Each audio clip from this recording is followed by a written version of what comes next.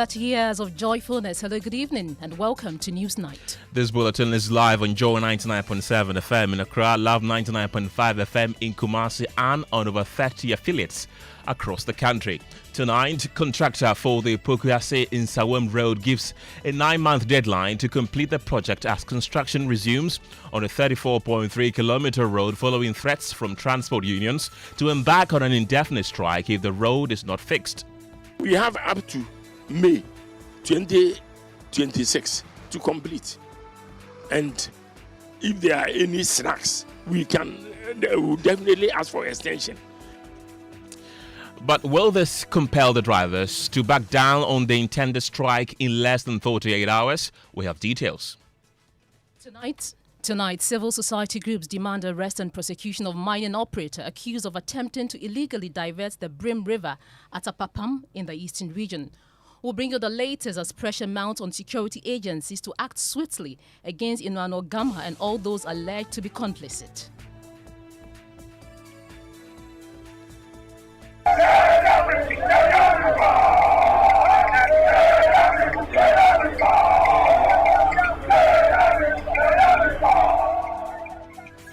And heavy security deployment to Ashaiman as scores of aggrieved traders took to the streets, accusing the municipal assembly of unlawfully evicting them from a disputed parcel of land still pending in court.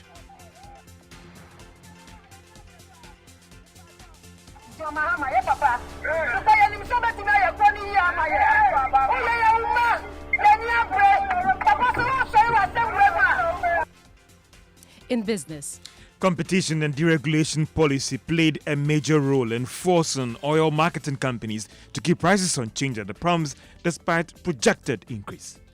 And in sports, 5 days to go until the 2025 Joy Sports Invitational Tournament. We've got the latest of these and many other stories coming up in the next 1 hour. My name is Kenneth Jesse. My name is Pelo Furi. And News Night, you can join the conversation on our WhatsApp platform. It's 055 1111 997.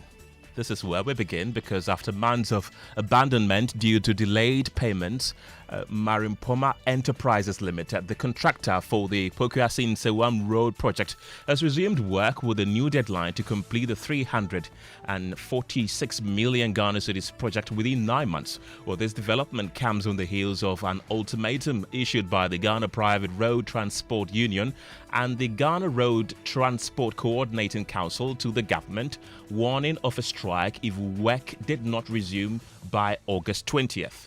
Our Joy News' Michael Ashale reports that the poor state of the road has been a major headache for commuters and transport operators, causing heavy traffic, persistent vehicle breakdowns, and increased operational costs. We'll bring our listeners more on that shortly, Pearl, but we know that the contractor is back on site now and work has begun. But I understand we have the sound now, Pearl. Yes, we have the sound from Michael Ashale, who visited the area today. With each passing day, commuters and drivers are paying the price for government's inaction.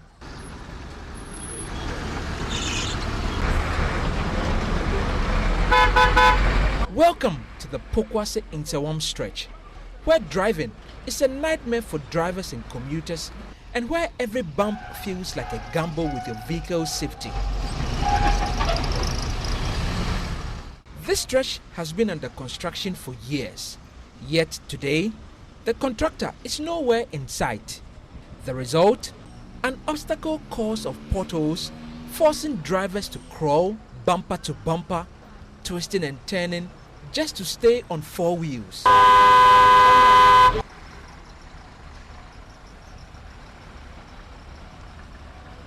On our visit, more than 20 vehicles were seen broken down in the middle of the road. Here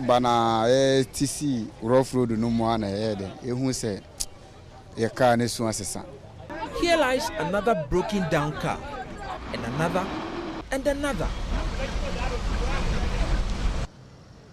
Vehicles, both big, long, medium, or whatever size it is, at some point in their journey to Kumasi, have to at least run through this muddy water. A very difficult situation for many of them because they don't know what exactly under the surface of that water looks like. You may as well just call it the muddy pool of death, because I've counted not one, not two, but more than 3 vehicles in this section alone that are broken down. They haven't moved an inch in hours. The difficulty is that no help can come to you at this particular point in the middle of a muddy pool. Ashaiman, Eastern region. Darko Foster was heading to the eastern region when his car skidded dangerously close to tipping over.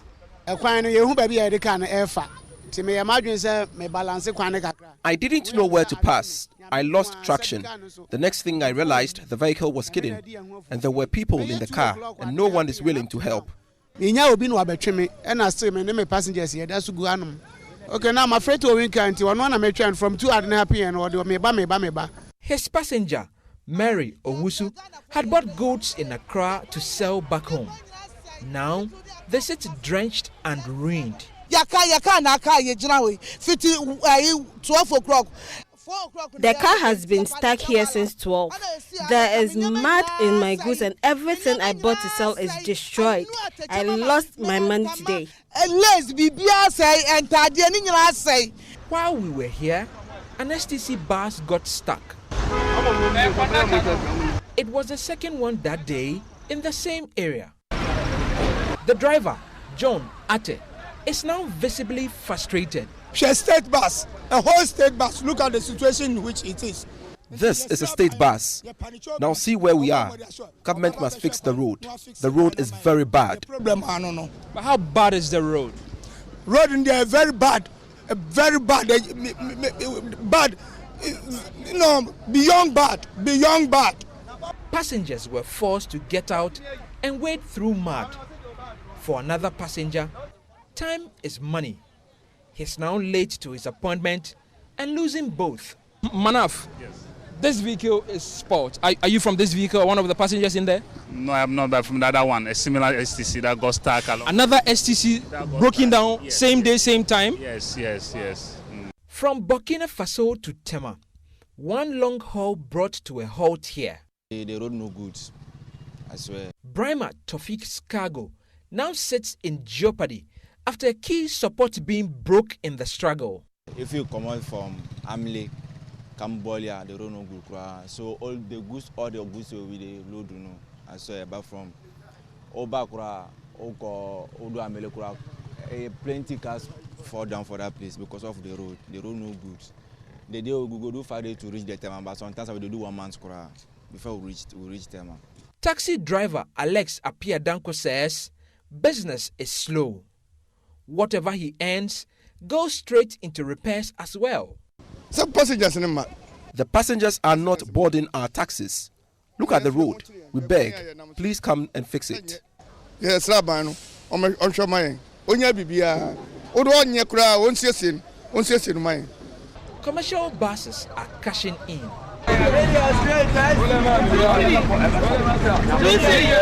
A journey from Pokuase to Ashaiman, once 5 cedis, now cost 10. Janet Morte says it is broad day thievery. If you don't have 10 cedis, you can't move from here to Media. Some drivers even stop mid-route, forcing passengers to pay again before continuing. Kwabenya, I am heading to Ashaiman, and I had to pay another fare to continue. Ride-hailing drivers have abandoned the route altogether. Kweku Frimpong is unhappy. And because of the bad routes, sometimes when people request for Bolt and Uber and all those kind of commercial, they don't want to come to this part because of the condition of the route. And it really affects, and because of this issue, this public transport, the Trotro people, they've increased the fare of the prices exponentially. Frustrated, the GPRTU and GRTCC have announced plans to demonstrate over the bad road. Residents and commuters have endorsed it. Of course, why won't I join? Because it's really now, kids are not able to use this road anymore. And then, it's seriously, I'm even lost of words. I didn't even know the right words to use because We are on our knees. They should fix it for us. We will demonstrate. We must park the cars on the road and block it. They should try and fix it for us. The Ashaiman Road is a critical stretch for trade and commerce, but the current state is crippling the economy and affecting lives. The government must take immediate action to address the situation and complete the road project. Until then, every journey here will remain a gamble. For Joy News, Michael Ashali and Anthony Menu. Well, Michael actually filed that report last Thursday when he visited that stretch. He's joined me in the studio. We know that the contractor is back on site now. Michael, what is the state of affairs on the road as we speak? Well, Pearl, between Thursday and now, I could tell you that there's some level of comfort that drivers will appreciate if they have to use the road today. Only because that, as you mentioned, the contractor is back on. And clearly, this is a contractor that's also listening and watching as well. And on our checks, right from the portion just before Ashaiman all the way to Nsawam, you realize that they are currently working on portions that are impassable, to use that word. The places that the drivers specifically actually mentioned that they wanted them to make them more trouble. And Satellite is one of those places. So at the moment, it's a bit better than Thursday when we went there. And the contractor is currently on site mobilizing. I saw some heavy duty machines on the road. Some of them are leveling, others are pouring, the tipper trucks, for instance, are pouring laterite on the road. And then you have the bulldozers leveling of the place, and some of them even compacting. Okay, so we know that the major section of the road which poses severe challenge is the section where a large pool of water is collected. Is that where they're starting from? Well, that's not the only place. So it's one of many places that were of heavy concern to the drivers especially, right? So Satellite is that specific place where you have the muddy pool of water sitting you mentioned that last in the middle of it, yeah. So in that portion is one of the places that they're actually working on. So when we went, there were the two main roads that are in there. One of them heading towards Nsawam and the other coming from Nsawam. They've blocked the one that is heading towards Nsawam, and they have rerouted the traffic to the other section of it that is coming from Nsawam. But they're also working on the adjacent road that is supposed to be like a utility road. They are currently working on it at the moment. Just a few minutes ago when I left there were at least 2 tipper trucks there. There was 1 bulldozer as well there, and that was trying to level up the place. So on that section specifically, although you have water sitting in the middle of the road still, some bit of it, they blocked it and made access to around it. But they're working on it, and I'm pretty sure that before even the end of the week, that small section will be better to ply on. Okay, that's some progress there. What else? What has been the reaction of road users to this new development? So we've been speaking to a lot of residents and drivers around that area, and seeing the contractor there alone and seeing the work that he's been able to do. And we are told that the contractor moved on site from Saturday. So between Saturday and now, given the work they have done, some of them are actually satisfied for now, and possibly may ask GPRT to reconsider. We can listen to some of them right now.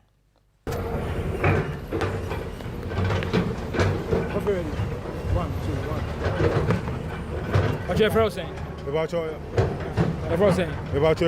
Mensa. Amos Mensa. About your Amos Night, then at all. When they are me brother back over here tomorrow, Satellite. I say. Now, Bano, cross up on baby a fire, say 1 year. I'm by Quaning in I'm in Papua in our party, my way will at him.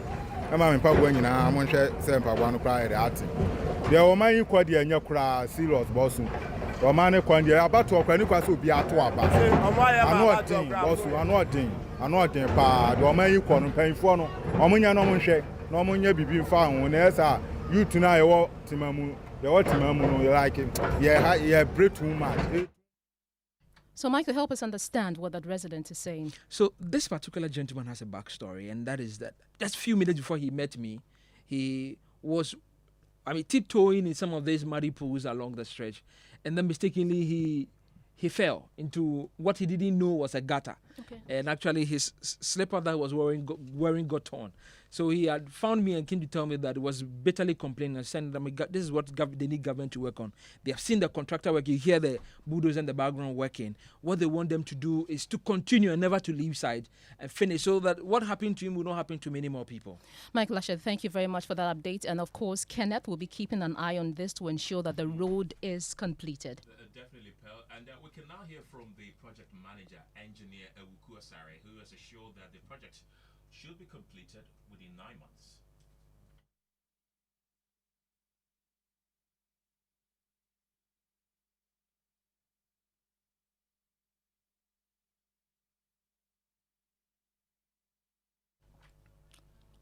We'll bring you the sound of the project manager pretty shortly, but as you've been listening to, we bring you the sound of the project manager pretty shortly, but as you've been listening to my colleague Michael Ashaiman narrating really what transpired today, and we now have the sound of the engineer on site. The man is not going to take a lot of time. Between 2 and 3 weeks, the man is not going to take a lot of time. Between 2 and 3 weeks, we must be done with the basic maintenance, and that is filling and grading of the road up to Nsawam. But I said we started on Saturday.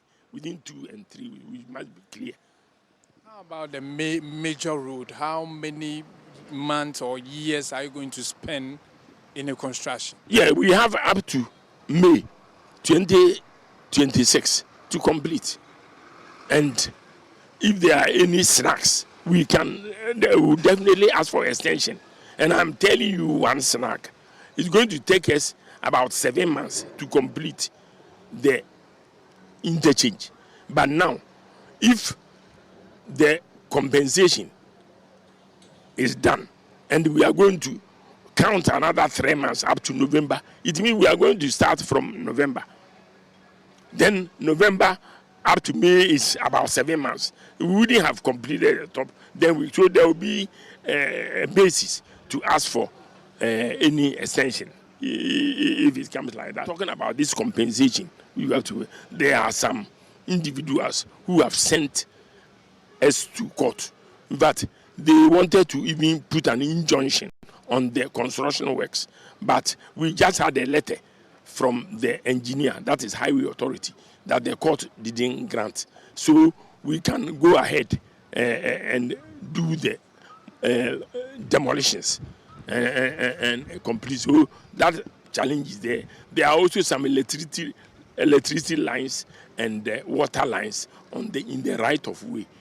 They have all encroached in the right of way, and it shouldn't have happened like that.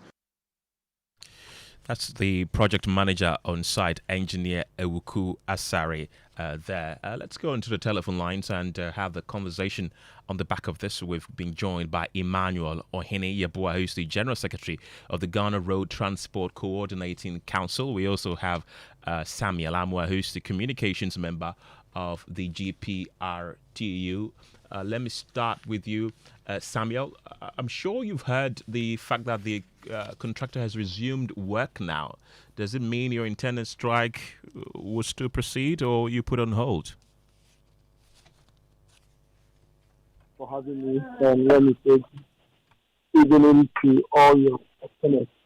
Yes, we've had an information that the contractor has gone back on site and has started the work. We will say that these are some of the things we are waiting for to see. And to say we are calling off the strike or we are still continuing, what we intend doing, that one will depend on what we see. If I say it will depend on what we see, we don't want the situation whereby because of the pressure, we mounted on the government, that is why the contractor has just gone on the site to commence the work, and maybe within some short period he will just leave the site. No, this is not what we are looking for. So all that we are doing now is to, keep our eyes watching, monitoring how the work will go. Because, most of the time, we even had one experience when, we were talking about traders, taking over the road and all that. We decided to embark on a sit-down strike. The mayor strike, he get them off the street for some shorter period, then they are back again. These are some of the things that do happen. So for now, we can't specifically say that we are calling off the strike, but we are still monitoring. They have started today. Yes, we are monitoring up to tomorrow. We gave the government up to, Wednesday, that the deadline will be Wednesday. If Wednesday nothing is being done, then Thursday we call on the sit-down strike. So all that we are doing now is just to monitoring to see how the work is going before we take a decision as to whether we are calling it off or we still continue. Okay, thank you. Let's speak to Emmanuel Ohene Yabua, who's the General Secretary of the Ghana Road Transport Coordinating Council. Emmanuel, you've heard that the project manager saying that this should be completed within 9 months. Is that a fair timeline they've given? Would you, give them the benefit of doubt and see how things go? Thank you very much, my brother. I've personally gone to the site this evening to observe proceedings myself. I saw few equipments at work. I think they should up their game. Given what I saw this evening, if that's how it's going to proceed, then I'm afraid the timelines it's giving is a bit debatable. But let me say, I will congratulate the government for the efforts. I pray that they will be able to do a proper negotiation with the contractors so that they would continue with the job without much delay. So I think we are good for now, except that we can't say that because of what we are seeing today, we are going to suspend the strike. As for the strike, it's not in our interest to even go on strike. But if it's as it stands now, if they don't do any meaningful effort to get the issues resolved, it will be very difficult for us to continue to work. So it's a plus for the government. Does that mean that you're going to continue with your strike unabated, despite the fact that you yourself say you've been on site and you see that work is progressing steadily? Well, like I said, I've been there this evening. Then I spoke with one of our guys in the actual, I think the Pulse News. After I was at the place when they called me. So I will monitor the proceedings and brief my people as to what the processes are. Although we don't take in delight in going and sit on strike. We think they should work, and that should be the interest of all of us. So we hope they continue with it, what they are doing. So strike suspended or not? Well, I'm not one person. I cannot speak for everybody. We need to meet as a group and maybe then take the decision together. But I'm not. Our interest is that we should work on the road. So if they have started something they are fixing, there's no interest in continue the strike. Okay, thank you very much. Emmanuel Ohene is the General Secretary of the Ghana Road Transport Coordinating Council there, telling us this evening that he himself has been on site and has seen how work is progressing, Pearl. Well, Tonight, a coalition of civil society organizations, including the Ghana Coalition Against Illegal Mining, Arocha Ghana, and the concerned citizens of the Etiwa landscape, have issued a joint statement describing the alleged diversion attempt as an intolerable assault on Ghana's environment and cultural heritage. They are calling for full-scale investigations, immediate arrests, and prosecution. We'll hear shortly from Dr. Kenneth Ashigbe, convener of the Anti-Galamsey Coalition. But first, my colleague James Aveji has been following the development and joins me in the studio with details of the statement. Okay, thank you very much, Emmanuel. James, what does the statement say? Well, these organizations you have mentioned earlier, consisting of Arocha Ghana, Dr. Kenashigbe's Ghana Coalition Against Illegal Mining are essentially, they say that, quote, as necessary due diligence and follow-ups to the development, they are demanding the following: that one, the Ministry of Lands and Natural Resources Environment Protection Agency, EPA, as well as the Water Resources Commission, the Minerals Commission, must move beyond suspension and apprehend Mr. Emmanuel Gama and all individuals involved in the issue at hand. They are also calling for the prosecution of them to the fullest extent of the law for illegal mining, environmental destruction, and cultural desecrations to be tackled. The perpetrator must be compelled to cover up all trenches and fully restore the destroyed planted site. And 3, authorities must investigate any potential complicity at any level, including the mining company and all leaders involved in this menace, as they have described. We cannot build a sustainable future with this kind of escalating destruction of all our life supporting system, like rivers, forests, as exhibited by this egregious action. And so that's the collective call of these civil society organizations. Thank you very much, James Aveji, with details of that statement. We've been joined on the phone lines by the convener for the Media Coalition Against Galamsey, Engineer Dr. Kenneth Ashaiman.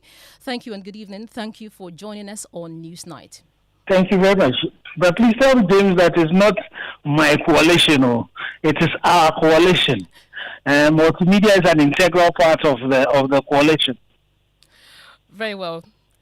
So just want to start off this way. From where you sit as a coalition, what does this mean for the habitat should these individuals succeed in diverting the river? Well, it's very disheartening that, the Brim River, which is a sacred river, at the heart of all actions, would suffer this egregious destruction. And definitely, this is something that would be known to a lot of the major stakeholders in the area. And when we allow things like this to happen, it just goes to the heart of our survival as a people. And it allows impunity to continue. It is the impunity of environmental criminals such as Emmanuel Gama that caused the life of 8 of our gallant people in the lines of duty. And we need to let people like this know that they are not going to be allowed to perpetrate such heinous crimes, ecological crimes, and be allowed to go away with it. So it's important that the offices of state do not only deal with the security persons that are there, but we need to go after the root cause, people like Mr. Emmanuel Gama and all his collaborators, and make sure that they are brought to book. We make sure that they answer to the Minerals and Mining Act and give a maximum sentence, jail sentence as well as a fine, and make sure that we confiscate every resource that he has to ensure that we can restore, the damage that has been done. Of course, you're calling for punitive actions, but from your own investigation, is the mining firm's move within the scope of its license? Just a little bit of clarity from there. Again, you see, if you have had the issues where the Water Resources Commission, and co would visit the place, if they had the right permits from the Minerals Commission and all of that, they would not be doing what they're doing. There's nobody allowed to mine close. There's even a buffer policy that prevents you from mining close to a water body, not more diverting the water body and going into the bed of the water body to go and mine. So that is purely an illegality. Even if he had a permit, had a license to engage in any mining, this activity that he's embarking on, is a pure illegality and so has to be dealt with. Dr. Ashaiman, you're making several demands. If these demands are not met, what would be your next line of action? Well, we believe that His Excellency the President and the Minister for Lands and Natural Resources would work on this. But we're getting to the point where, as a coalition and as Ghanaians, we need to start mobilizing the power that belongs to us, which says that sovereignty resides in the people. And we need to start mobilizing, as media, we need to start mobilizing citizens to respond to the call that the Minister for Lands and Natural Resources did, that we all should support. This is the time for all of us to respond to UTAC's call, to say that the same that we had last year when the turbidity of water had gone to 14,000 MTUs, we get to that particular point. So we need to use every resource at our disposal as human beings and citizens. And then we need to start exploring legal actions as well, so that people like this Mr. Emmanuel Gama and those who have to take action is taken. Well. But another ask that we have is the district in which this activity is taking place. Where is the MCE? Where are the police commanders in this particular area? Where are our big chiefs? This is a river that falls under the auspices of the Ashaiman. What is the Ashaiman doing to the chief who is close by this place? We need to start calling on all of these actors to act. So we would respectfully ask Ashaiman that even as we as citizens, common citizens, try to bring some pressure to act, we'll be expecting him in the very privileged position he is as Ashaiman to also bring his traditional powers to make sure that every chief who is involved in this particular activity that has happened should be dealt with. That he himself, as the custodian of the BIM, one of the traditional heritages of Achim people, he needs to also be calling this Mr. Emmanuel Gama to book and using his traditional power to be able to deal with it.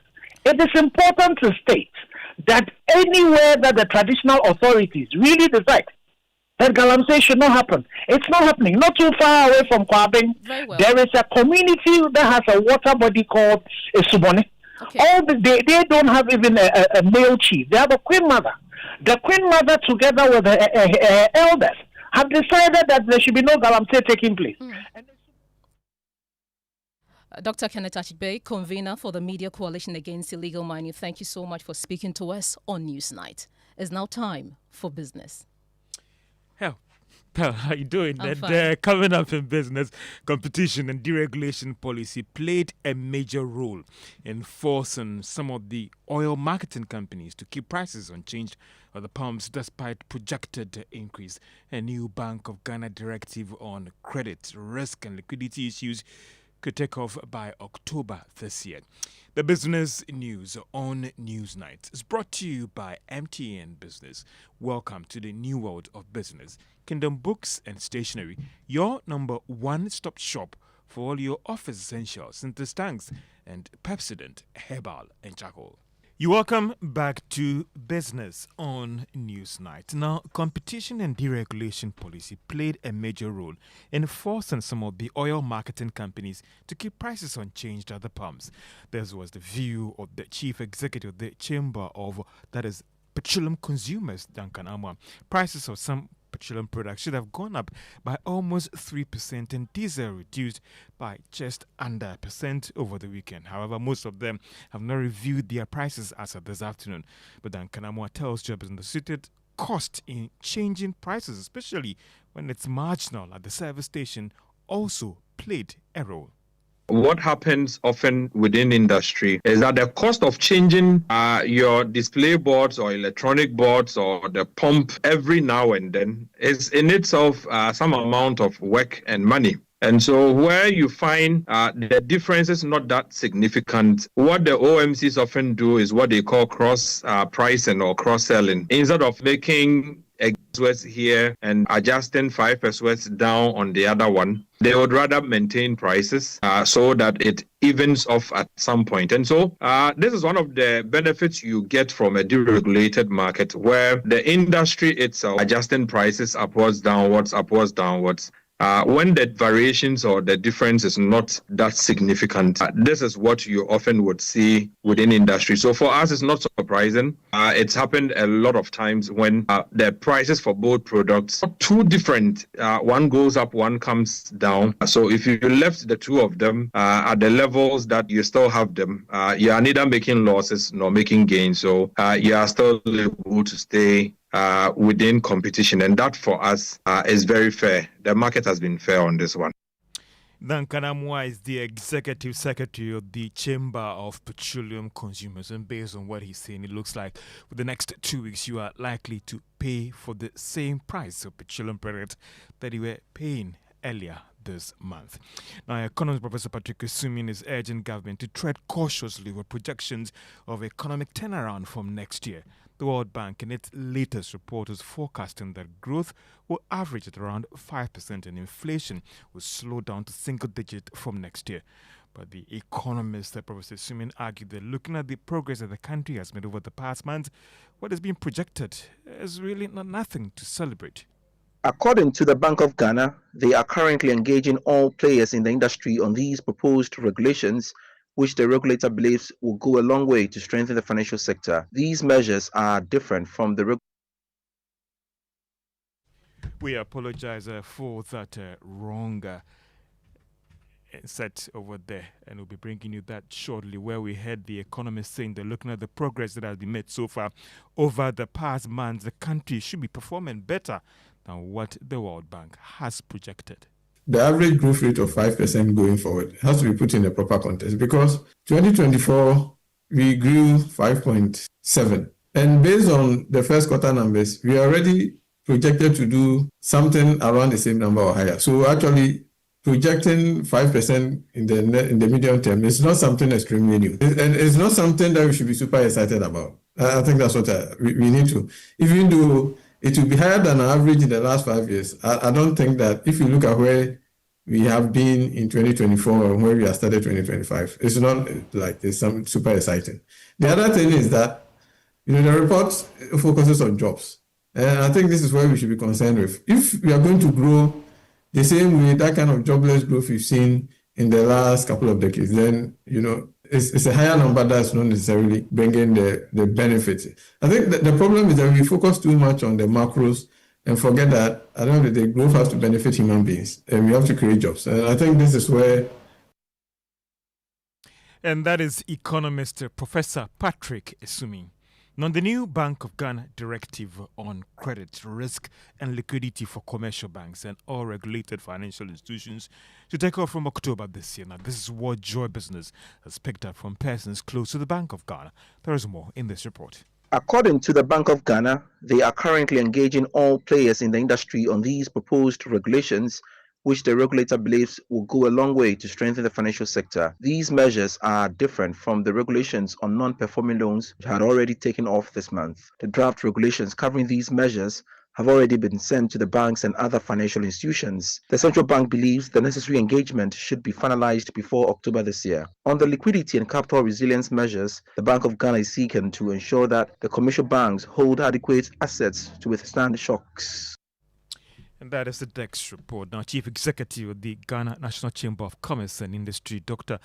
Magbedu Abuaji, is urging contractors to make it a priority to repay their loans once they receive payments from government. Now, speaking to Joy Business, Mr. Magbedu Abuaji emphasized that contractors play a critical role in reducing the high level of non-performing loans in the banking sector. In fact, most of the non-performing loans are also coming from the government because they are not paying. So if the government can see that I'm paying, then the banks can also get the facility. That is not from the business community. I've performed a certain function for the government. I've constructed a road. The government gave me a contract that I will pay you at a certain point in time. I've gone for a facility. I've done the work. And government is not paying. There's nothing the business person can do. So if the government can pay these arrears, obviously the non-performing loans will go down. But I would advise that in situations where the government pay these contractors, they should pay back the loan. We have had instances where government pay them and some of them will divert, as the definition of willful defaulter clearly states, may divert. For me, that is not legal. Chief Executive of the Ghana National Chamber of Commerce and Industry, Mark Bedu Abwai. To the stock market, if you were a shareholder of Public Bank Ghana, well, today it was up by 5 pesos to close at 1 Ghana cedi, 10 pesos. If you had invested on the market, you made a return of more than 50% from the Ghana Stock Exchange. And that's all for business on Newsnight. Let's do sports. Let's go straight into the stories, and the countdown is on for the 2025 Joy Sports Invitational Tournament scheduled for Saturday, 23rd of August. 48 organizations will gather at the University of Ghana Stadium in just 5 days to compete in a variety of disciplines, including football, basketball, table tennis, volleyball, arm wrestling, NE games. This year's event is sponsored by Royal Sweets Limited, Ayuda Hub, the Game Energy Drink, Yomi Yogurt, and the Luckiest. Now, the Ghana Football Association President Keto Kreku paid a visit to Women's Premier League champions Police Ladies earlier today as they fine-tuned their preparations ahead of the WAFU B Women's Champions League qualifiers. Okreku expressed strong belief in the team's ability to qualify for the 2025-26 CAF Women's Champions League. The opposition that will confront you in Cote d'Ivoire are not necessarily better than you are. The maximum they could claim is that they are also champions in their countries. But we are Ghana, and Ghana is Ghana. When it comes to football, whether boys or girls, we are Ghana. Therefore, we should go out of this country with all the confidence that we have the quality as technical men, we have the quality in management, and we have the quality as players on the pitch. You have a very strong technical team here, full of brains and full of experience. I watch the training and I can see quality. GFA President Keto Kreku speaking there. Now, a man who was arrested on suspicion of racially abusing Bournemouth forward Antoine Semenyo during the opening match of the Premier League season at Anfield has been banned from every football stadium in the UK. Bournemouth's Friday game against Liverpool was briefly halted in the 29th minute after Semenyo flagged it up to the referee. The 47-year-old man from Liverpool was arrested on Saturday on suspicion of a racially aggravated public offence and has been conditionally bailed according to the Merseyside police. The conditions include a ban on attending any regulated football match in the UK and not going within 1 mile of a designated football stadium. That brings an end to sports. Back to you guys. Well, thank you very much, Daniel. Let's do our next story, Pearl. Well, a political science lecturer at the University of Ghana, Dr. Ashaiman, has cautioned that the New Patriotic Party's recent decision to grant amnesty to suspended members could weaken internal discipline and embolden future misconduct. The party's move, which involves reinstating individuals who had previously been suspended or were facing disciplinary action, is seen as a strategy to foster reconciliation and strengthen party unity ahead of the 2024 general elections. We'll hear from Dr. Ashaiman shortly. But Kenneth Jesse has been going through the statement. And Kenneth, what does the statement say? Well, it says that the National Council at its emergency meeting held on Friday, the 25th of July, resolved in the interest of unity and reconciliation to grant a general amnesty to all party members who have been suspended or whose disciplinary cases are currently pending before the appropriate adjudicatory bodies. And it says the members who have forfeited their membership are required to submit a formal application to the National Secretariat for reinstatement. It continues to say that this measure reflects the party's unwavering commitment to fostering internal cohesion, strengthening solidarity, and preparing collectively for the political tasks ahead. And then it continues by saying that in view of this resolution, the party leadership at all levels is hereby strictly advised to refrain from any arbitrary suspension of members. The National Secretariat requests the full compliance with this directive. It ended by saying that they count on their usual cooperation, and it was signed by the acting national chairman, Dankwa Smith Bute. We know that the chairman, Stephen Intim, has recused himself due to health reasons, so the acting chairman signed this. Yeah. So, Kenneth, we can now hear from Dr. Ashaiman, who says the decision risks emboldening misconduct. In politics, it's a game of numbers, so you always want to have the numbers at all times to support you, and that is why I'm sure they are doing that. But the downside of it is that when people are able to be giving such reprieve, there is always the tendency for others to emulate them and also do what others have done, and they expect that they will also be given amnesty. Meanwhile, political activist Dr. Arthur Kennedy has described the move by the NPP as hypocritical. I think that it is a grudging amnesty that is calculated to keep people still on the side. If you grant an amnesty to somebody and he's not popular and he wants to go and run for office, let them go and lose. Why do you have to bar them from running for office? That in itself shows that the amnesty is not sincere and important, and the apology should not only be to people like Afolku. It should be to the people of Ghana for a boneheaded policy, for being members who foisted upon Ghana a government that's... Well, he also described the amnesty as insincere. This amnesty is hypocritical because we are the same party that in 2008 brought somebody who didn't even have a party membership card and made them running mate. By the way, earlier that year, at least 5 people who wanted to run as parliamentary candidates had been disqualified because they had not, quote, developed the party enough. So I think that we owe a lot of people apologies, not just amnesties. Paula Foko, for example, Kwabena Japan, for example, we need the Alan supporter who lost the eye and all those people. We need to apologize to Ghanaians. You had a political activist, Dr. Arthur Kennedy. Yes, Pearl, let's go on to the telephone lines and speak to a founding member of the New Patriotic Party, Dr. Nyaho Tamaklo. Dr. Tamaklo, thank you very much for your time. You yourself were suspended by the New Patriotic Party some 9 years ago. Do you share in the sentiment by Dr. Arthur Kennedy that you need to be apologized to and not granted amnesty in order to be brought back into the party? I think the call is in the right direction, but you ask yourself, is it sincere? That's the first question. Looking at the state of the party now, the party is totally shredded into pieces. We have numerous people contesting the position of presidential aspirant, and there are a lot of divisions. So you ask yourself, what really prompted them to come forward? This should have been done long ago, because most or almost those suspended are fine brains who could have brought a lot of positive change to the party. Political scientist Dr. Sasanta says this might embolden, people in the party to misbehave with this granting of amnesty. Do you share any sentiments? No, I disagree totally. Why is that?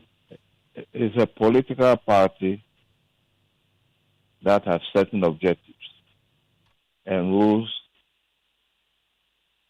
and if these are kept well, one important one to me is free elections. We have not been having free elections for the past 8-9 years. That is the main problem facing the party. What they say they are going to do now, I think January, is nothing than buying votes. And that is not what that party was formed for. Okay, thank you very much. Dr. Nyaho Tamaklo is a founding member of the New Patriotic Party. Now, scores of aggrieved traders in Ashaiman today took to the streets to protest what they describe as an unlawful eviction by the Ashaiman Municipal Assembly.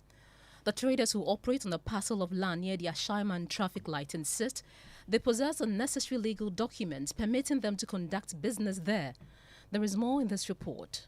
The aggrieved traders, clad in red armed bands, wielded placards, some of which read, "We own this land, why take it from us? And we have documents, respect our rights." They insist they possess all the necessary legal documents permitting them to operate on the land near their Ashaiman traffic light. They say the land dispute is already before the court, awaiting a ruling. According to the traders, a private developer is allegedly influencing the assembly to forcibly take over the land despite the pending legal process. customers. They are vowed to resist any attempt to remove them until the court delivers its verdict. Go say one open fight. TDC people tell them say the land long to those people sit down for here. Please association. The land long for we. This man come back. The time we go, my brother to also did there. They say no, and them no the inside. This man come back. Make wayo, make as a chrono. Papa also be 10 feet. So be 10 feet. I need no problem. Be 10 feet from what the beer. So you say 10 feet.